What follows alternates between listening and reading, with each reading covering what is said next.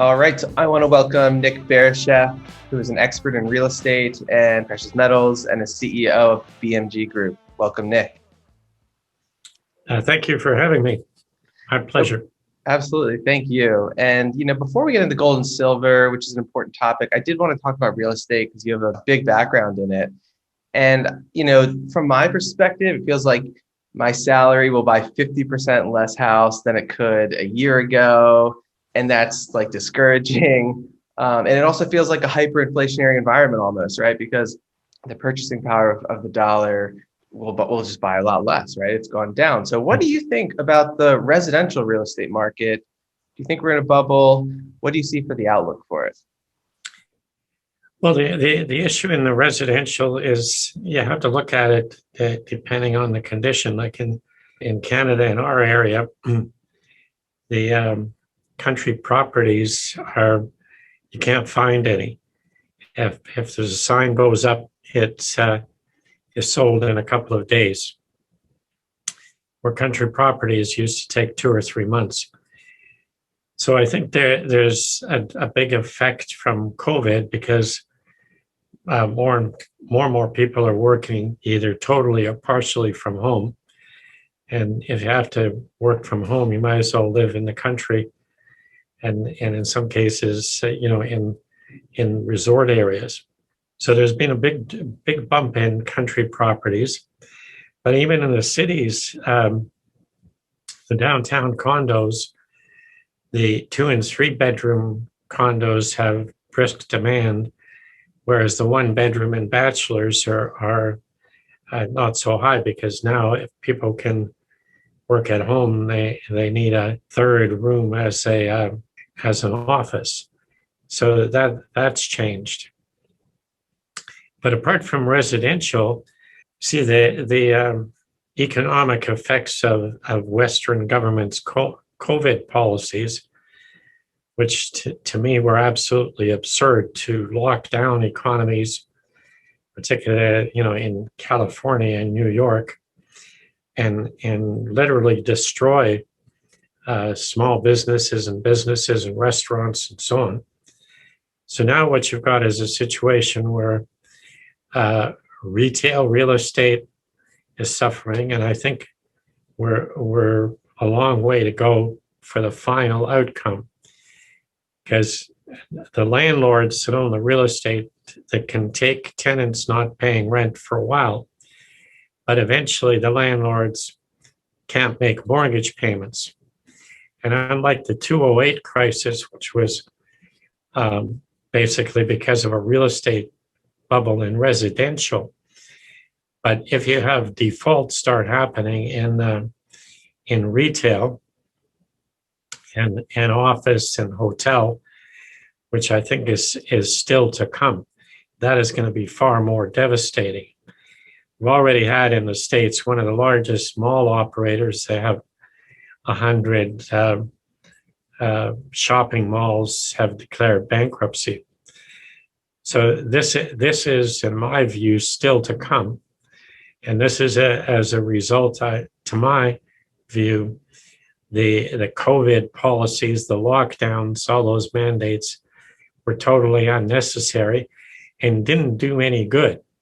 When you compare California and New York to South Dakota and Florida, you see the difference. There was no negative economic impact in South Dakota and Florida, and devastation in California. So I think the real estate, you have to be very careful in terms of in the type of real estate. Some will be doing well. A lot of it will be in difficulty for a long time to come. That makes sense. So residential will do better than commercial and retail. So do you think it seems like the government is propping up the commercial retail space by buying up some of the junk bonds and the mortgages, the toxic mortgages in that area. Do you think that will help continue to prop it up, or is it just the bubble that'll prop it up as a temporary measure? But ultimately, it could be that's devastating that they won't be able to prop it up. So that's why I say that's still to come as far as I can see. Yeah, I see these skyscrapers everywhere, and they're just like they're just empty. So it does Right. seem kind of Well, toxic. when you look around, we're looking at changing office space, and we're looking at other office buildings in our area, and the vacancy rate's already 20 to 40%. But worse than that, when you look at the parking lot, the cars in the parking lot have maybe 20% of the cars the parking lot is capable. So there's a lot of people that maybe the tenants haven't defaulted or canceled their leases, but the employees aren't at work. Right. So have you seen favorable rates as you look in the market? It's starting to just a difference by landlords. Some landlords are willing to bend over backwards. Other ones are holding firm on their numbers. And I guess I'm old enough that I remember in Toronto that there was a time where in the downtown towers, you could get office space at zero rent for 5 years, just if you agreed to pay the common area costs. Wow.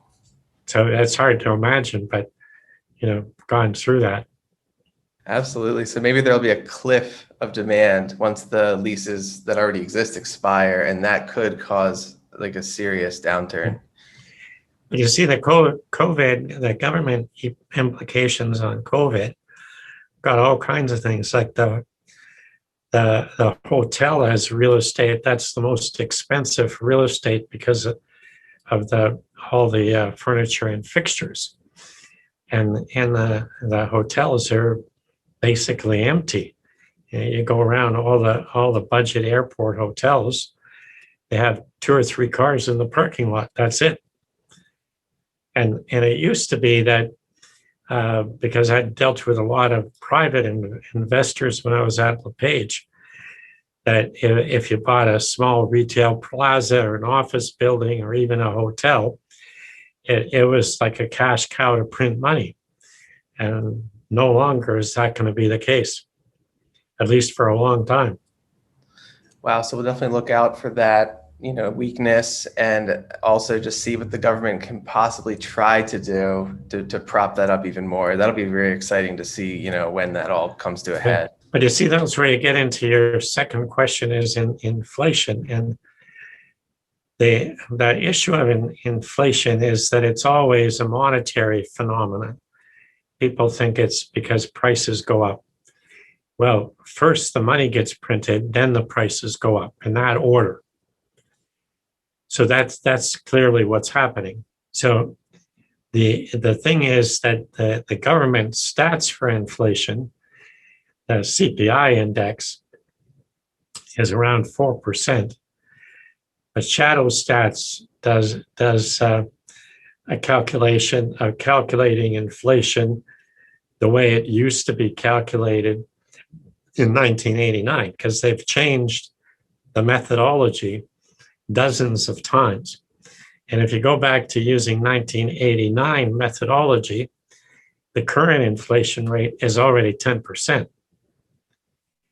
But what's not counted in inflation, which is price appreciation in housing and the stock market. So the money can either go into the stock market and housing or into consumer products. So it's gone into the stock markets, going into housing, but then the consumer products have been slowly rising, food, everything. So we're going to see a significant rise in conventional inflation. Yeah, and it makes sense why I think consumer products have been so slow. It's just because the technology has been deflationary, right? So if a robot in a factory can produce this stuff for pennies on the dollar, right. That might take a little longer to spike, whereas you see it in housing and everything else that used to be factored into the government inflation calculation. Right.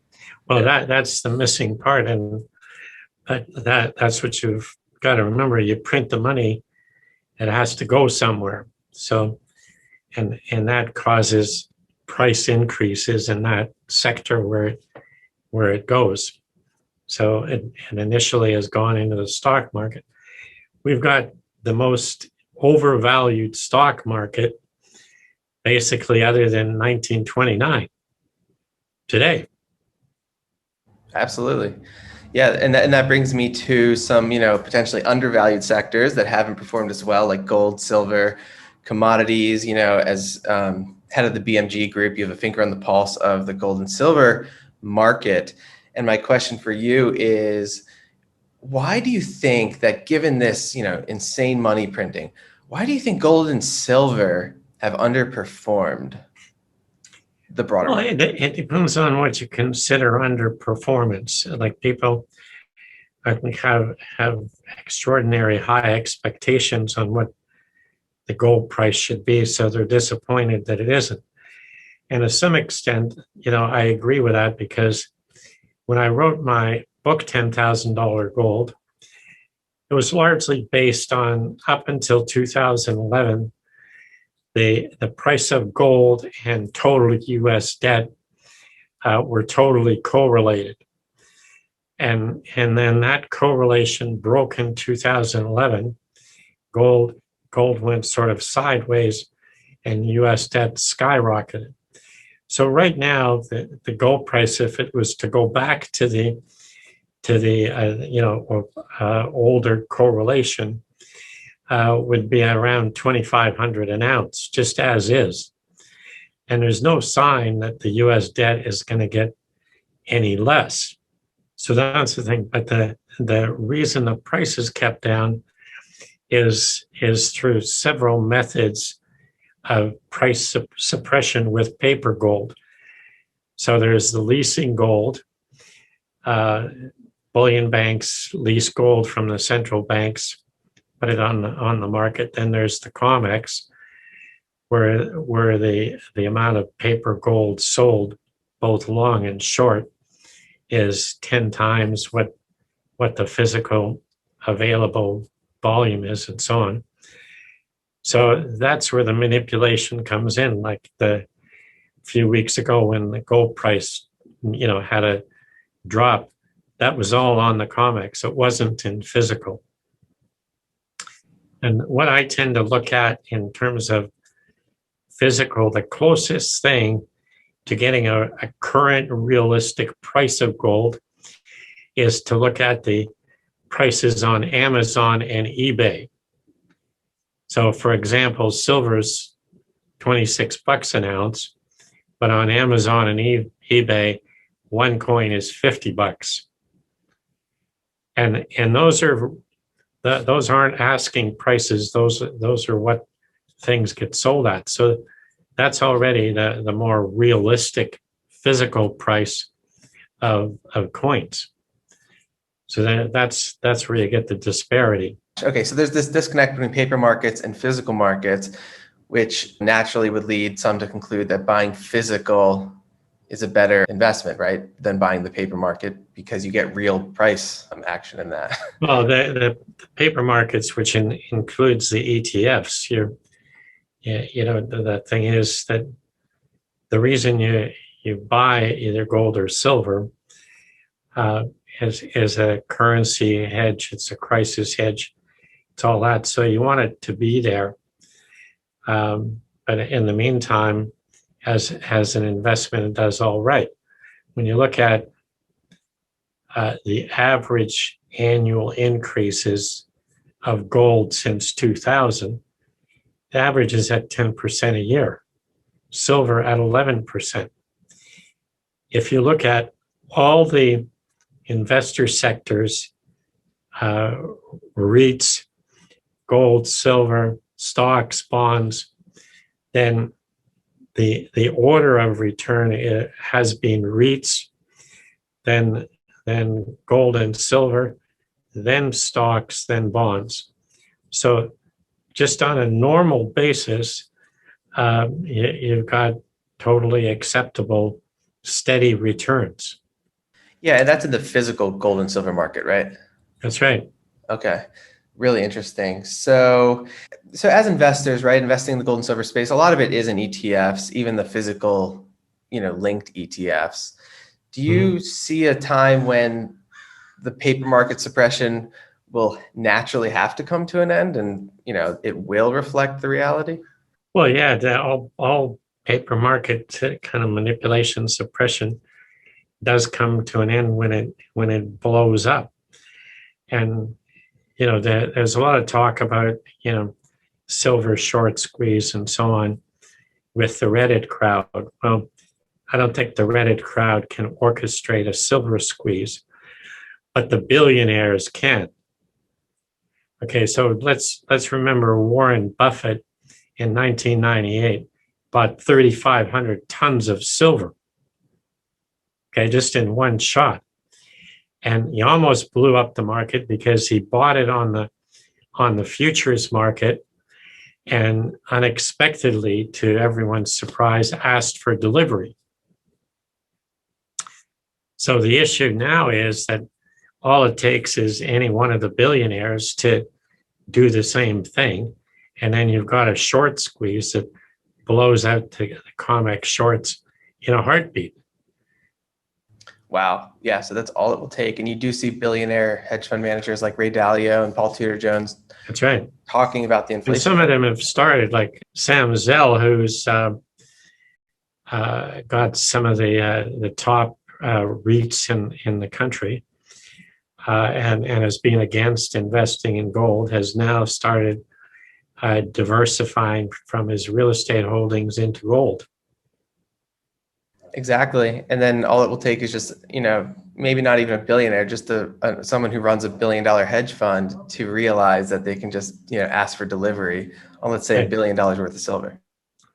And I think that's inevitable sooner or later. Now, trying to do it like Warren Buffett did it on the COMEX may be difficult, because if you take a big long position on the COMEX, they will call you and ask you whether you intend to take delivery in physical or settle in cash. So right. They may change if they find out that you're intending to take delivery in physical, they may change the rules like they've always done before. Wow, it is kind of an arbitrary move, an arbitrage move that these guys could do. Just decide to take delivery, and their holdings would go up like crazy. So it'd be a profitable move for them.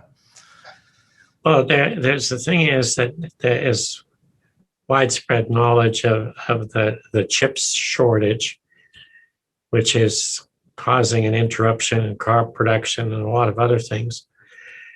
But sooner or later, people are going to realize that if you're in the high-tech business of any kind, then you need the rare metals and silver.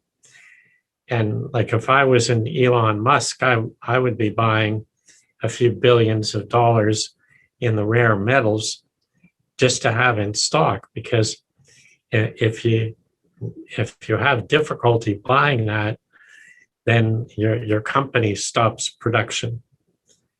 And where the thing that people don't realize, like say in a cell phone, there's maybe 5 cents worth of silver. But without the 5 cents worth of silver, you don't make any cell phones. And the cell phones sell for, $1,000. So it would be wise for you to stockpile silver if you were in the high-tech business, just to make sure you stay in production. And is that because silver is the best after gold conductor of electricity, and there's going to be no replacement for it? Because if it gets too high, is there a way that some of these industrial users could kind of diversify away or use it less?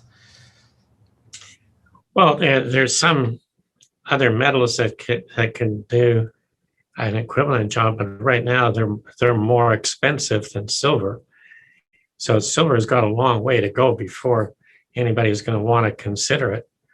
Like you're not going to start using platinum or even palladium instead of silver. Okay, so you're saying there's no replacement for it in the industrial application. It's a long way before there's any kind of replacement.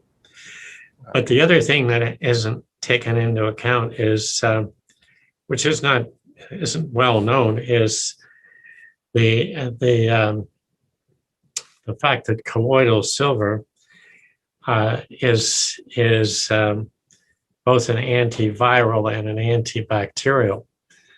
And it's used in the water business, like a lot of water filtration is made with silver. So there's more and more medicinal products made with colloidal silver, and that's going to be a factor. We're getting to the point where some of the antibiotics are no longer working, and there is no virus or bacteria that can survive colloidal silver.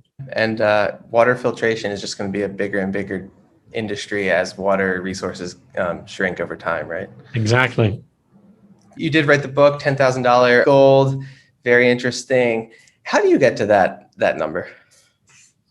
Well, like I was saying, up until 2011, gold was perfectly correlated to total U.S. debt, and then it diverged. So when things diverge from the long-term mean, they eventually tend to go back to that norm. So right now, the gold price based on the amount of U.S. debt would be like $2,500 an ounce. Now, what isn't calculated in that, which is actually a bigger problem, is the unfunded liabilities. So although you've got U.S. debt of 28 trillion, you've got unfunded liabilities of 150 trillion. So the thing of how the U.S. is going to make those, I don't see it other than default or hyperinflation. Yeah, and that would bring the price of gold back to its mean of like 10K, right, per ounce, given the debt that they're going to have to. Well, when I wrote the book, $10,000 gold, I was like a lone wolf in the wilderness. But now plenty of people are talking much higher numbers. Jim Rickards is talking about 40,000. Other people are talking, 20,000 and so on. So $10,000 gold doesn't seem to be so out of whack. But the thing is that most people can't comprehend is the effects of hyperinflation. Like if you go back to 1920s Germany, when you had the hyperinflation, gold started off at 75 marks an ounce, and it eventually got to 23 trillion marks an ounce. Wow. Okay, so that's where numbers go totally crazy and incomprehensible. Yeah, it's a moving target as the debt and the money printing exponentially rises, right? Wow. So do you see America that way in terms of being at the same kind of crippled position as Germany was after World War I with the reparations? Like, are the unfunded liabilities similar in magnitude to the war reparations that Germany had to pay? Well, I think so. There's a big looming debt, like, of Medicare, and that unfunded liabilities are only the government pensions. You've got huge unfunded liabilities in the private pension plans. So you've got a problem that's coming down the pipe that, only, huge money printing, which is hyperinflation, or default. So I don't think the U.S. is going to default, and they're simply going to hyperinflate. So given this backdrop for gold and inflation, are gold and silver miners currently undervalued in your opinion? Right. Now, the issue with the miners, though, is that when you look at the previous corrections, like 2000 and 2008, the miners declined by a greater amount than the broad equity markets. So what you'd want to do, and all the time gold went up. So where the miners will become an opportunity is when the equity markets correct, which I think is imminent, then the miners will correct by even more. That's when you want to buy the miners.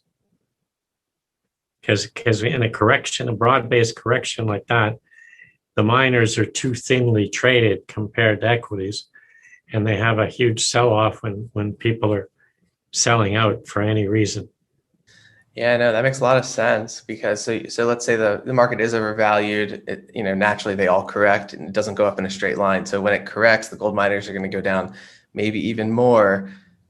But do you think the Fed will be trapped at that point? They're going to have to do everything they can to stimulate the stock market to go up. That's going to cause gold to skyrocket and miners to. Well, the miners will correct by more than the equity markets, but then they'll recover faster. But in the meantime, the physical metal will continue rising. Yeah, because the crash in the stock market will cause the Federal Reserve to print even more. And That's right. that will be even a better catalyst for gold and silver. Great. So, yeah. So that sounds like a good trade, right? You're buying things undervalued. So then my question is, how much should investors allocate between silver and gold? We talked about how bullish silver is. We talked about how bullish gold is, but how much should an investor allocate, be it in the miners or in the metal itself? Well, on my personal point of view, I don't allocate anything to the miners right now because I think they're due for a huge correction together with the equity markets.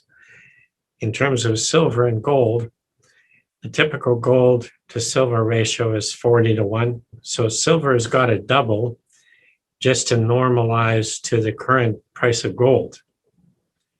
So the upside in silver is significant. But the other thing, the long-term issue with silver is I'm convinced it'll dramatically outperform gold because it has a much higher industrial demand, particularly in the high tech, than gold does. And the interesting phenomenon there is that silver is both supply and demand inelastic. So what I mean by that is if the silver price went to $200 an ounce today, you couldn't increase mine production to mine more silver because 80% of the silver is byproduct of something else. So there's very few pure silver mines. So you can't just increase mine production. Secondly, because the silver, particularly in high tech, is a small percentage of the total price. So in your cell phone, that let's say is 5 cents worth of silver, and if it's now 50 cents worth of silver, has no effect on the end price of the cell phone. So once it starts rising, there is no constraints to kind of fix supply and demand. It'll go out of control. It's a good long-term investment, right? Because over time, all these green booming industries, right? Like that's right. Well, maybe not green, but cell phones, solar, that's all just eating up the supply. That's right. So over time, it's going to drain more and more supply, and we're going to have to mine more and more. The price is going to have to go up to incentivize mining, right? That's right. But like I say, a lot of this silver is byproduct of copper, zinc, nickel production, just as a byproduct. So you can't economically mine more zinc and nickel just to get a few ounces of silver. There you go. So it's a constrained supply in a way, and at least it will be over time. Great. So we covered so much. Thank you so much for your time and for that information. Is there anything else you wanted to share with people? I guess the thing is, although I wrote the book a number of years ago, it's still the basics that are in the book still apply today, and in some cases even more so. So the $10,000 gold is available on Amazon and so on, and I encourage anybody that's really interested in the precious metals sector that to get a copy and read it. We also have an audio CD of the book, so it makes it easy to digest, listen to it in the car, and so on. Great. And so you mentioned the book and the audiobook, but where can people go to just learn more from you? Well, on our site is bmggroup.com. So we have 3 mutual funds, and then we sell physical bullion to high net worth investors all over the world.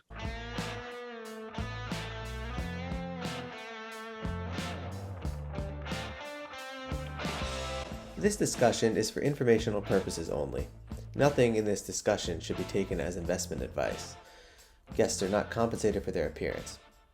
Do not base any investment decisions on the information presented.